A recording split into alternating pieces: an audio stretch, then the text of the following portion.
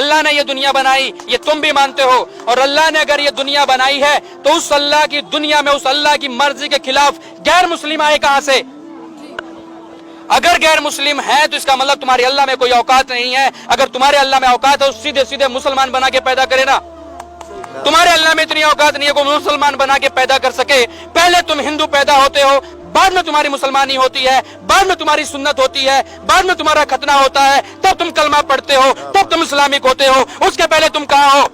سچائی کو سویکار کرو۔ سچائی کو سویکار کرنے کی ہمت ہونی چاہیے، اتنا گٹس ہونا چاہیے، اتنی اوقات ہونی چاہیے، اتنا آتم وشواس آپ کو صرف ہندوؤں میں، بھارتی پرمپراؤں میں، ویدک پرمپراؤں میں ہی ملتا ہے، انیتھا کہیں اور نہیں ملے گا۔ ہمارے آخری پیغمبر محمد صلی اللہ علیہ وسلم فرماتے کہ ہر انسان، ہر بچہ جب پیدا ہوتا ہے وہ دین الفطر میں پیدا ہوتا ہے۔ دین الفطر مطلب وہ مسلمان جیسا پیدا ہوتا ہے۔ مسلم کا مطلب وہ انسان جو اپنی زندگی اللہ، بھگوان، ایشور، اپنے خالق کے مطابق بسر کرتا ہے۔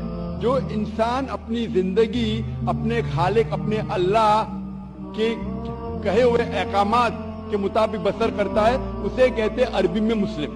تو ہر انسان جب پیدا ہوتا ہے، چاہے ہندو خاندان میں پیدا ہو، یا عیسائی خاندان میں، یا یہودی خاندان میں، یا مسلم خاندان میں، کوئی بھی خاندان میں پیدا ہوتا ہے، وہ پیدا ہوتا ہے مسلمان جیسا۔ اس کے بعد اس کے والدین، اس کے بڑے، اس کے ٹیچرز اسے سکھاتے ہیں۔ اگر صحیح چیز سکھاتے تو وہ صحیح راستے پہ رہتا ہے، ورنہ وہ دوسرے راستے پہ بھٹک جاتا ہے۔ ہو سکتا ہے کہ بت پرستی کرنے لگے، وہ مورتی پوجا کرنے لگتا ہے، ہو سکتا ہے وہ آگ کی پوجا کرنے لگے۔ اسی لیے اگر کوئی غیر مسلم بنتا ہے، اردو میں اکثر کہتے ہیں نو مسلم، جو غلط ہے۔ انگریزی میں کہتے ہیں convert. Convert means going from one track to the other, which is wrong۔ صحیح لفظ ہے لوٹا ہوا مسلم، کیونکہ ہر انسان پیدا ہوتا ہے مسلم جیسا، پھر اس کے والدین، اس کے بڑے کے ذریعے سے وہ غلط ٹریک پہ جاتا ہے، اور جب صحیح ٹریک پہ آ جاتا ہے واپس، صحیح لفظ ہے لوٹا ہوا مسلم۔ انگریزی میں کہیں گے ریورٹ۔ اکثر ہم کہتے ہیں نو مسلم، جو اسلامی تعلیمات کے مطابق غلط ہے۔ صحیح لفظ ہونا چاہیے لوٹا ہوا مسلم، ریورٹ۔ اور آپ کا سوال تھا کہ اللہ نے تمہیں مسلم کیوں نہیں بنایا؟ اللہ نے تمہیں مسلم ہی بنایا۔ ہو سکتا ہے کہ بچپن میں آپ کے بڑے، آپ کے والدین، آپ کے ٹیچر آپ کو صحیح راستہ نہیں دکھا سکے اور آپ غلط راستے پہ گئے، لیکن اس کے باوجود آپ اللہ کو دوشی نہیں ٹھہرا سکتے۔ آپ یہ پوچھ سکتے کہ اللہ نے کیوں مجھے ہندو خاندان میں پیدا کیا؟ اگر مسلم خاندان میں پیدا کیا ہوتا، ہو سکتا ہے کہ میں مسلمان ہوتا۔ اللہ تعالیٰ فرماتے ہیں قرآن مجید میں، سورہ فرقان میں، سورہ نمبر 25، کہ اللہ اگر چاہے تو سارے انسانوں کو مسلمان بنا سکتا ہے، لیکن پھر ٹیسٹ کیا ہے؟ اگر ٹیچر چاہے تو سارے اسٹوڈنٹ کو پاس کر سکتا ہے، لیکن ٹیسٹ کیا؟ ٹیسٹ وہ ہوتا ہے کہ ٹیچر صحیح تعلیم دینے کے بعد امتحان لیتا ہے، جو آدمی صحیح جواب دیتا ہے وہ پاس ہوتا ہے، جو غلط دیتا ہے فیل ہوتا ہے۔ تو اللہ تعالیٰ نے سارے انسانوں کو اپنا آخری پیغام دے چکا ہے قرآن مجید۔ اس کے بعد اگر انسان اس پہ عمل کرتے تو پاس ہوتے، عمل نہیں کرتے تو فیل ہوتے۔ یہ کہنا کہ ہر انسان جو مسلم خاندان میں پیدا ہوتا ہے جنت میں جائے گا، بالکل غلط ہے۔ صرف مسلمان خاندان میں پیدا ہونے کے بعد اور مسلم نام رکھنے سے انسان جنت میں نہیں جاتا ہے۔ جنت میں جانے کے لیے ایک اللہ میں ماننے کے علاوہ، اللہ کے رسول میں ماننے کے علاوہ ان کے احکامات پہ عمل کرنا چاہیے۔ ہر مسلم عمل تو نہیں کرتا ہے، تو ہر انسان جو مسلم خاندان میں جائے گا، جو مسلم خاندان میں پیدا ہوتا ہے، وہ جنت میں نہیں جائے گا۔ لیکن اللہ تعالیٰ یہ فرماتے ہیں کہ ہر انسان کو، سورہ فصلت میں، سورہ نمبر 41، آیت نمبر 53، اللہ تعالیٰ فرماتے سنوریم آیاتنا فی الآفاق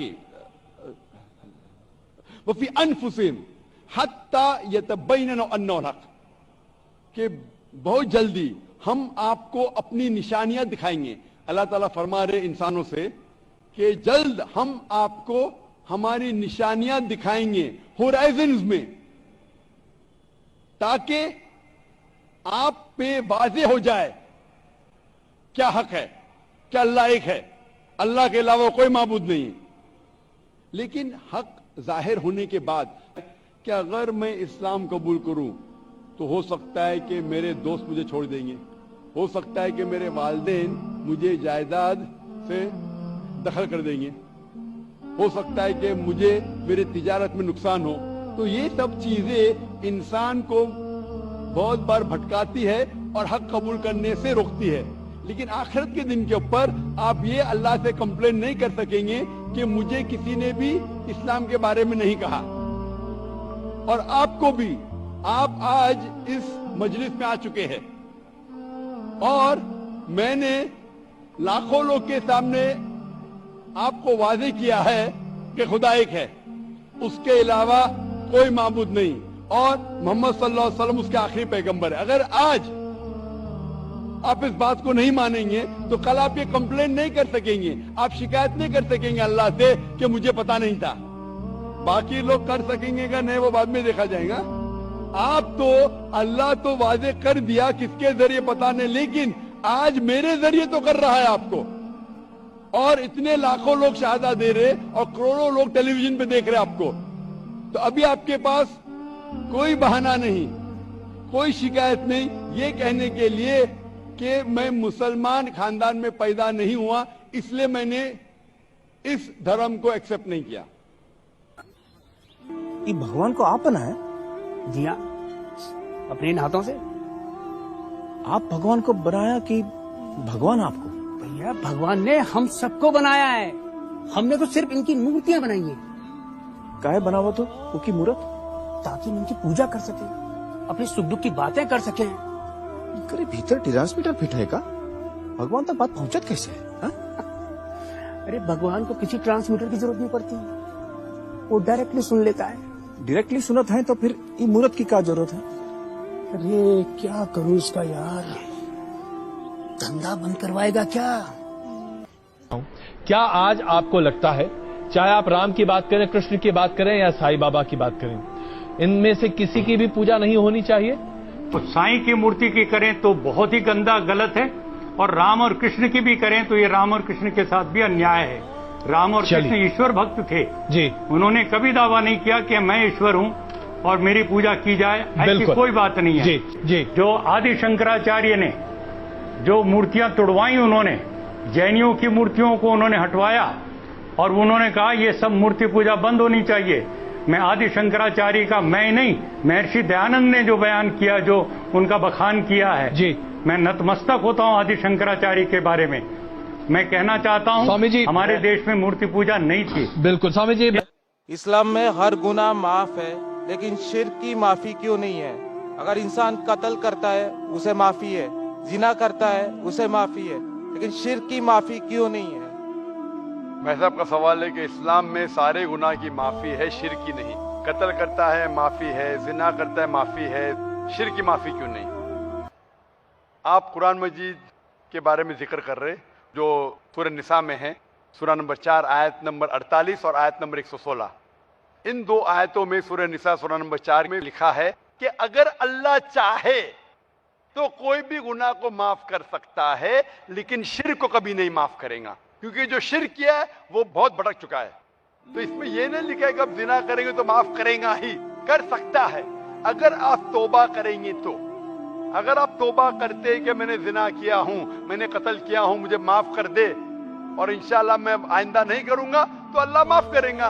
اسی طریقے سے شرک بھی، اگر آپ شرک کرتے ہیں اور اللہ سے معافی مانگتے ہیں کہ میں اگلی بار شرک نہیں کروں گا، تو اللہ شرک کو بھی معاف کر سکتا ہے، لیکن شرک کی حالت میں مریں گے تو معافی نہیں۔ آپ مشرک جیسا مریں گے، شرک کرتے ہوئے مریں گے تو معافی نہیں۔ اگر آپ نے شرک کیا، لیکن آج آپ دیکھ رہے ہیں، کل بھی پرسوں بھی کتنے غیر مسلم بت پرستی کرتے تھے، شرک کرتے تھے، مورتی پوجا کرتے تھے، ابھی مسلم بن گئے۔ اللہ تعالیٰ بے شک معاف کریں گا، اور جس دن آپ اسلام قبول کیے، آپ کے پچھلے گناہ سارے معاف، آپ کا سلیٹ کلین۔ میں माशाल्लाह, अभी 46 साल का हूं, अच्छे काम करता हूं, इंसान हूं, गलतियां भी करता हूं। आप अगर इस्लाम कबूल करे, आपका स्लेट क्लीन, मेरे तो स्लेट में तो काफी चीज ऊपर नीचे है। अगर आप इस्लाम कबूल करें तो अल्लाह के रसूल फरमाते आपके सारे गुनाह माफ, स्लेट इज क्लीन। तो आप एक साफ सुथरे मुसलमान बनते, इसके बाद हिसाब किताब शुरू होगा। मैं पूछना चाहता हूं, आप मूर्ति पूजा में मानते भाई साहब? जी मानते हैं? क्यों, आपको लगता नहीं गलत है? आप क्या हिंदू है? जी आपके मजहबी किताब में लिखा है, छंदों के उपनिषद में, चैप्टर नंबर 6, अध्याय नंबर 2, श्लोक नंबर 1, एकम अद्वितीयम, खुदा एक है, उसके अलावा कोई नहीं है। लिखा है श्वेता श्वेतार उपनिषद में, अध्याय नंबर 6, मंत्र नंबर 9, नाचस्य कसी जनिता न चदीपा, उस ईश्वर, उस भगवान का कोई रब नहीं, उसके कोई वालदेन नहीं। लिखा है श्वेता श्वेता उपनिषद में, चैप्टर नंबर 4, मंत्र नंबर 19 में, न तस्य प्रतिमा अस्ति, उस ईश्वर, उस भगवान की कोई प्रतिमा नहीं, कोई अक्ष नहीं, कोई पिक्चर नहीं, कोई पेंटिंग नहीं, कोई फोटोग्राफ नहीं, कोई मूर्ति नहीं, कोई बुत नहीं। लिखा है यजुर्वेद में, चैप्टर नंबर 32, वर्ष नंबर 3 में, मंत्र नंबर 3 में, न तस्य प्रतिमा अस्ति, उस ईश्वर, उस भगवान की कोई प्रतिमा नहीं, कोई अक्ष नहीं, कोई पिक्चर नहीं, कोई पेंटिंग नहीं, कोई फोटोग्राफ नहीं, कोई बुत नहीं, कोई मूर्ति नहीं। तो साफ तौर पे कई जगह आप हिंदू की मजहबी किताब में लिखा है कि मूर्ति पूजा गलत है, तो क्यों आप मूर्ति पूजा करते हैं भाई साहब? जी, इस बारे में मुझे सही तालीम नहीं है, मुझे थोड़ा वक्त चाहिए। मैं इतने हवाले दे रहा हूँ कि आपको लगता है कि मैं फेंकते जा रहा हूँ, हवाले के हवाले दे रहा हूँ, आप नोट कीजिए। जी या इंटरनेट पे जाइए, आप टाइप करो, वेद भी इंटरनेट के ऊपर है, कुरान भी इंटरनेट के ऊपर है, टाइप करो, रेफरेंस टाइप करो, आपको हवाला मिल जाएगा।